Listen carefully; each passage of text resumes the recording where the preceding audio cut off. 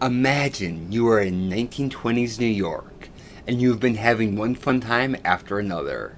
Broadway tickets were affordable, so you and your date have been going to the theater.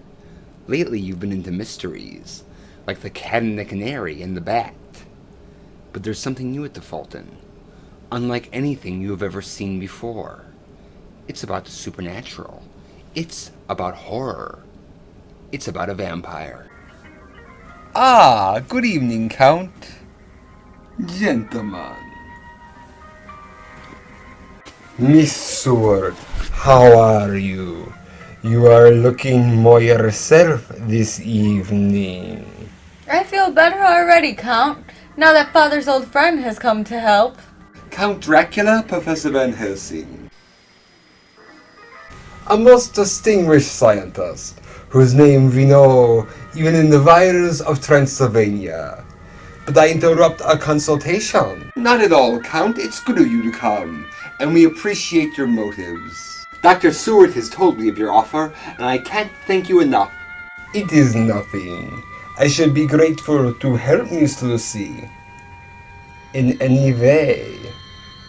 But you do, Count. I look forward to your visits. They seem to make me feel better. You encourage me, Miss Seward, to make them more frequent, as I should like to. I am always glad to see you.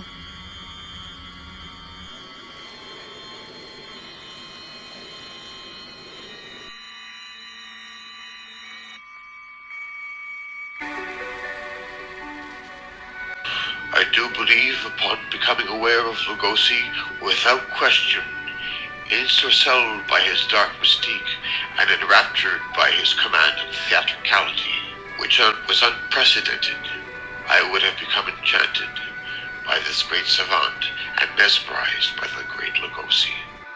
I would have been enshrouded with the black cape he wore so eloquently, and my inner core would have replied to the dark spirituality that emanated from this great voice of a man who seemed to have come from a realm entirely unknown to any, if not but only for an obscured few. If you've ever read The Great Gatsby, that was Horace Liverite. He was the first American publisher to sell classic literature at affordable prices. And at one point, his publishing company had 6 out of the top 10 best-selling books. And he blew all the profits. On wild parties, this was during Prohibition, and his office had a revolving fireplace that led to a secret party room. He would take big risks on Wall Street while gambling, and he would produce Broadway shows. While he was in England, he saw Hamilton Dean's stage adaptation of Dracula. Dean transformed the novel into an easy-to-produce drawing room mystery, and turned Bram Stoker's repulsive monster into a suave trickster in a tuxedo and cape. The show was corny and badly written, but the audience, including Liverite, loved it and got so into it that they would yell back at the actors, like, "Look behind you!" Broadway had a couple of horror shows in the 1800s, but none in the 20th century, so this was risky. But Liverite saw the potential for novelty, thrills, and sex appeal, and he asked John L. Balderson, who had written the successful ghost play Berkeley Square, to rewrite it and bring it up to Broadway standards. Professor Van Helsing, so you come from the land of the tulip to cure this charming girl of her nervous prostration. I wish you all the success. You, like myself, are a stranger here in England, Count. Yes, but I love England, and the great London. So different from my own Transylvania, where there are so few people and so little opportunity. Opportunity, Count? For my investigations, Professor. Are you to remain in England, Count? I think so, my friend. The walls of my castle are broken. Its shadows are many, and I am the last of my race. When I am alone at Carfax Abbey, and I hear the dogs howling far and near, I think myself back in my castle Dracula, with its broken battlements. Ah, the dogs howl there when there are wolves around, don't they? They do, my friend, and they howl here as well, although there are no wolves. Renfield is a mental patient in Dr. Seward's sanitarium who eats spiders and flies and escapes from his room at night. Little do they know that he is under Dracula's power. Bernard Jukes, who had played Renfield in England, would reprise his role for Broadway.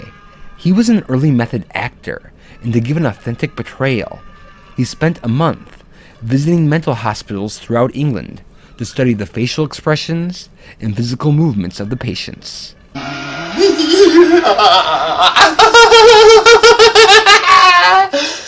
Walk into my parlor, said the spider to the fly. Please, dear Mr. Butterworth, please don't take my spider from me. He's so nice and fat. After he's had another dozen flies, it'll be just right. Just right.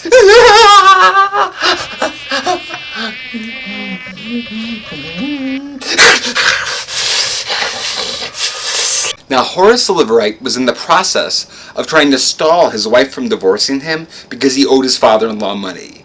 Nevertheless, he cast his girlfriend, Dorothy Peterson, in the role of Lucy Seward.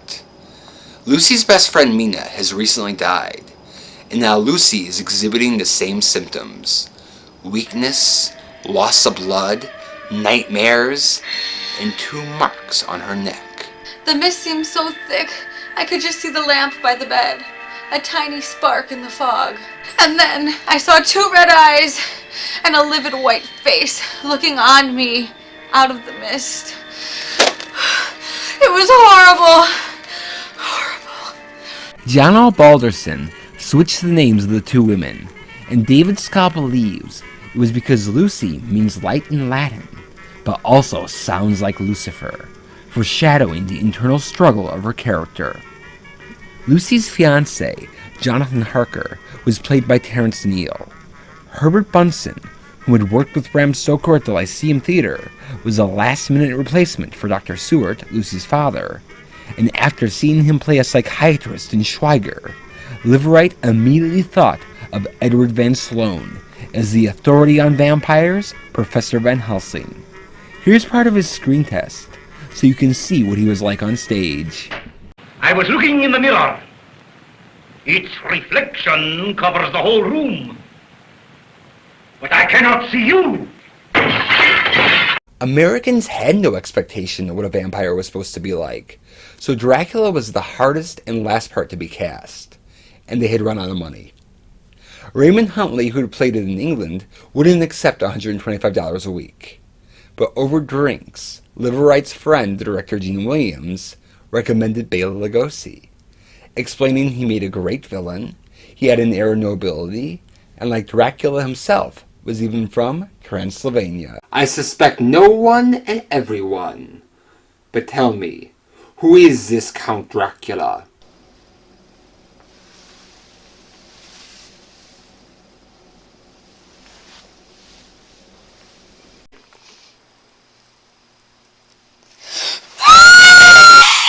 Like Jukes, Bela was an early method actor, and growing up in Lugos, Hungary, he would have encountered people, especially the more rural people in the marketplace, who believed in vampires, and he would have overheard conversations about them. According to the people of the Carpathian Mountains, he knew what vampires were supposed to be like. He felt that Dracula was under a curse, and he used a form of self-hypnosis to emulate those qualities. I am Dracula. I am Dracula. I am Dracula. I am Dracula. I am Dracula. I am Dracula. During the early rehearsals, everyone else was already in character, but Bela, whose process took more time, had his sleeves rolled up and was just kinda saying his lines with no emotion. Liverite didn't understand method acting and was a nervous wreck. As customary, They had to put on a special presentation for the financial backers, so they could be sure they wanted to invest. And with it only a week away, Liverite had a talk with Bela. Mr. Liverite, I understand your concern, but the performance is not till a week from tomorrow evening. First we work for position. Our lines must be perfect. Yes, we save the atmosphere for a week till tomorrow evening. For the first time, Liverite saw the darkness and the evil that Bela could put into a simple line. The director Earhards prepared 2 scenes for the presentation. The first being when Dracula hypnotizes the maid. When the backers arrived, they met all the cast, except for Lugosi, who was resting, mentally preparing to go on. Forgive me. My footfall is not heavy, and your rugs are soft. It's all right, sir, but how did you come in? The door to this room was ajar, so I did not knock. And how is Miss Lucy and her nervous prostration? I think she's better, sir. Ah, good. But the strain of Miss Lucy's illness has made you also ill. But it's only a pain in my head that runs down my neck. I can remove the pain. I don't understand, sir. Such pains yield readily to suggestion. Excuse me, sir, but if it's hypnotism you mean, I'd rather have the pain. Ah, you think of hypnotism as some ugly waving of arms and many passes. That is not my method. What is given can be taken away. From now on you have no pain, and you have no will of your own. Do you hear me? I hear you, master. When you awake, you will remember nothing, I now say. Dr. Seward ordered you today to sleep with your mistress every night in the same bed because of her bad dreams, is it not so? Yes, master.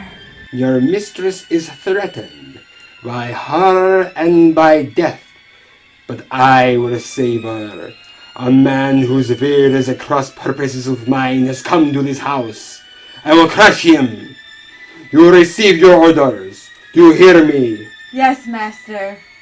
Hear and obey. From now on, you will carry out any suggestion that reaches you from my brain instantly and without question. When I will you to do a thing, it shall be done. My call will reach you soon.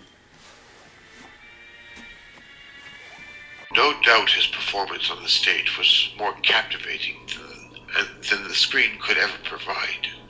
The presence of the man in person was incredibly surreal, more fearsome and more fascinating. And I think the hypnosis that he performed, so to speak, staged and relayed to the audiences captivated them. And I heard it was uncanny. They didn't have to put on the second scene, and the financial backing went ahead as planned. Bela's total commitment to his satanic character caused some of the cast and crew to believe that the production was cursed under the actual spirit of Count Dracula. Or at least that's what Horace Liverite told the newspapers. Before opening at the Fulton, Dracula had tryout performances in Connecticut and New Jersey, and the New York Times reported that on opening night, the stage manager was driven out of his mind seeing the play for the first time. I shall be punished, and I can't do any good. It's too late. You're so young, so beautiful, so pure. Even I have decent feelings sometime. And I must tell you, if you don't go, your soul will pay for it.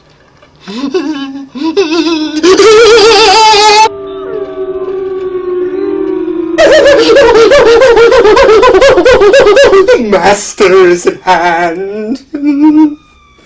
Goodbye, Miss Seward. since you will not heed my warning, I pray I never see your face again. While taking publicity photos, a photographer claimed that a strange, invisible force pushed him off the stage, and even though no one was near it, his focusing lens was also smashed. And in the middle of a performance, Dorothy Peterson suddenly lost her voice. You say you love me, but you don't trust me. What were you doing over there in Carfax with the hammer and the horrible iron stake? You fools! Whatever he wants to know, he finds out for himself. He knows what you do. He knows what you think. He knows. This was most likely inspired by John L. Balderson's time as a foreign correspondent in Egypt. He had covered the opening of King Tut's tomb, and anytime someone connected to it died, it was world news. The public's belief in the curse of King Tut tells us that at least some of the audience would have believed in the Dracula curse, and it would have made them all the more curious. Horace Liverite hired the artist Vernon Short to create one of the first ever Broadway logos, the demon face with the bat wings, which was on posters, flyers, and even sold in the lobby as a souvenir mask. When you arrived at the Fulton, you'd most likely see a hearse parked outside, and men carrying a coffin into the theater, the implication being that they were delivering the count. As you walked into the lobby, you'd smell burning incense, giving the theater a weird, otherworldly atmosphere. You'd also see a nurse standing by with smelling salts in case you fainted. Now, you had read stories in the newspaper about people fainting in the audience, and you're wondering if it'll happen to you. When the curtain rose, you'd see Dr. Seward's library. His home is located inside his sanitarium, and the atmosphere is mysterious and spooky. There were stone walls, a medieval fireplace, and large French windows to let the vampires in. They used dim lighting and a desettling green spotlight on the count. According to Gary Rhodes, people did get scared. Dracula caused chills, shocks, gasps, and even nightmares. Bela's fourth wife Lillian told Bob Kramer that Bela would draw upon these audience reactions and use them to enhance his aura. And she told Gregory Mank that he was like a great animal, but you didn't pull his whiskers because any moment he could pounce. The devil! Not as bad as that. I did not hear you, Count. I am often told I have a light footstep. I was looking in the mirror. Its reflection covers the whole room. But I did not see! Forgive me. I dislike mirrors. They are the playthings of man's vanity. And how's the fair patient? The diagnosis presents great difficulty. I feared it might, my friend. Would you care to see what I have prescribed my patient? Anything you prescribe for Miss Lucy would be of the greatest interest for me.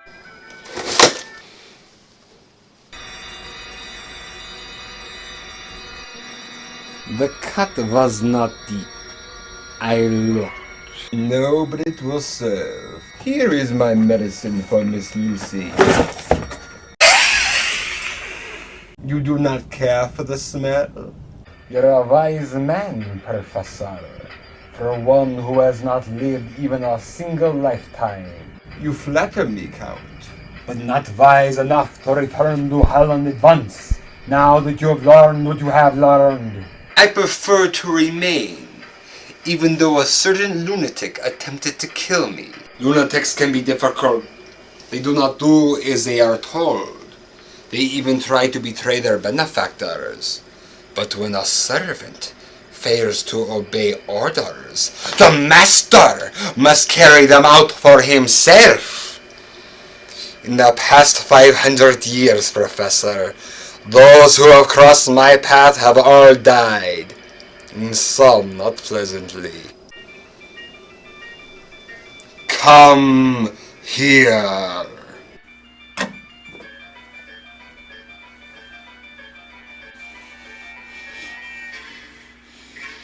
Your will is strong. Then I shall come to you. More medicine, Professor? More effective than wolfsbane, Count. Indeed. Sacrilege!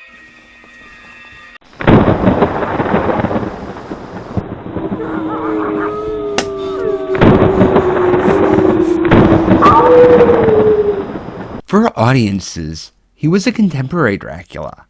He comes to England by airplane because for the first time in history, he was able to get from Transylvania to England before sunrise. His exotic good looks reminded people of the recently deceased idol Rudolph Valentino, and his makeup resembled the seductive vamp Theda Bara, but with the light green complexion of a corpse. Oh, how frightfully weird. It isn't so much a makeup. It's rather expression. I'm afraid I'll dream about this myself tonight. I am Dracula. He spoke with a strange, deliberate pace to convey that he was undead, which caused an older woman, who was also from Lugos, Hungary, to be concerned that he was a real vampire, whereas the much younger Carol Borland thought he was pure sex on stage. Although he tried fighting for the role, Universal Studios did not cast Bernard Jukes in the movie. These startling photos, which he had taken himself, give us the biggest insight into his portrayal. He played Renfield anywhere from 2,000 to 4,000 times, and Bela Lugosi himself was amazed at the power of his performance. Newspapers wrote about his terrifying maniacal laughter, his grimaces, and his howls, and a mental health specialist told him he did the perfect characterization of an insane person. Master, don't kill me. For the love of God, let me live. Punish me, torture me, I deserve it. But let me live. I can't face God with all those lives on my conscience. All that blood on my hands.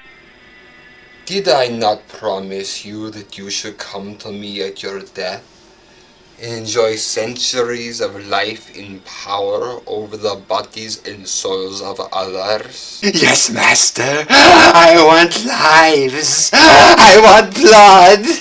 But I didn't want human life. You betrayed me. You sought to warn my destined bride against me. Mercy! Mercy! Mercy! Mercy! Don't kill me! Don't kill me! Don't kill me! The play was filled with special effects. You'd hear the sounds of dogs and wolves howling. You'd see bats flying. Early on there was even a scene where Dracula would appear in his wolf form. However, critics felt the costume was unconvincing, so that was removed. But the big moment came near the end of the third act. When the sun is about to rise, then Helsing, Seward, and Harker have Dracula cornered. But before your very eyes, he would disappear. The magician Guy Jarrett built a special cape that Bela would wear just for this scene. It was extra long so it covered his shoes. The shoulders were reinforced. The collar was extra high, and when Bela would turn with his back towards the audience, he would pull this special cowl up so it looked like hair. To trap him, Seward would grab one end of the cape, and Harker would grab the other. And then completely unnoticed by the audience, Bela was able to slip out of the cape and go through a trap door. Then they'd let go, and Dracula was gone. My friends, I regret I was not present to receive your calls at my house. It is 4 minutes until sunrise. Your watch is correct, Professor. You will be in hell, where 1,000 years of agony won't bring you 1 second nearer to the end of your punishment. Silence, Haka! Miss Lucy forbade this. She asked for prayer and for pity. Take your peace with God, man that was. You fools! You think with your roast bane and your wafers you can destroy me? Me! The king of my kind! Take your true form as a werewolf if you will. Your fangs may rend us, but we have sworn to keep you here for 2.5 minutes. You keep me? Fools! Listen and let my words ring in your ears all your lives, and torture you on your deathbeds. I may go to sleep in my earthbox for 100 years. You have accomplished that much against me, Van Helsing. But when I rise in a century, I shall call my bride to my side from her tomb. My Lucy, my queen. I have other brides who await me in their vaults in Transylvania, but I shall set her above them all. Haka, open the curtains! That is east! The sun will rise beyond the meadow there! Thank you for reminding me of the time.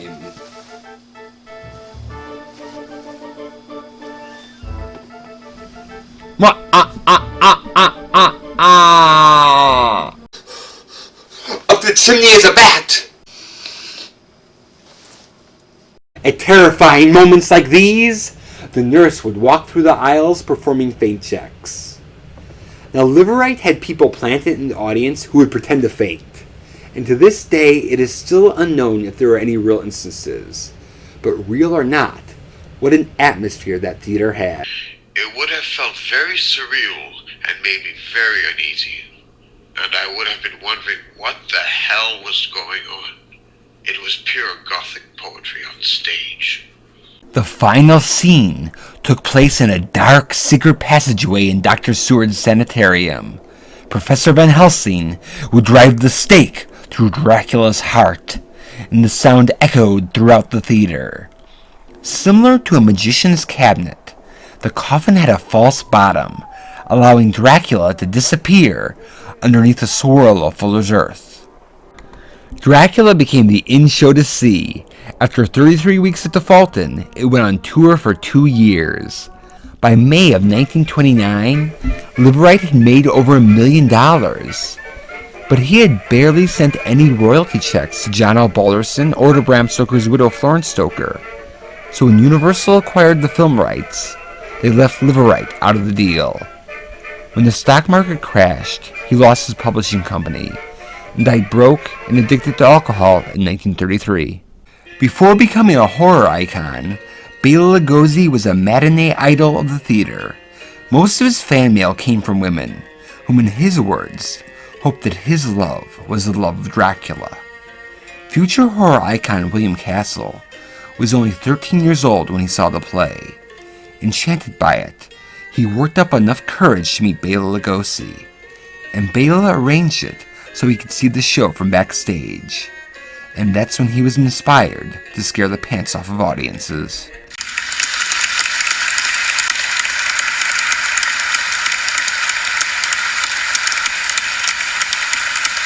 Just a moment, ladies and gentlemen. Just a word before you go. We hope that the memories of Dracula and Renfield do not give you bad dreams. So just a word of reassurance. When you go home tonight, and the lights have been turned out, and you are afraid to look behind the curtain, and you dread to see a face appear at the window, why, just pull yourself together, and remember that after all, there are such things!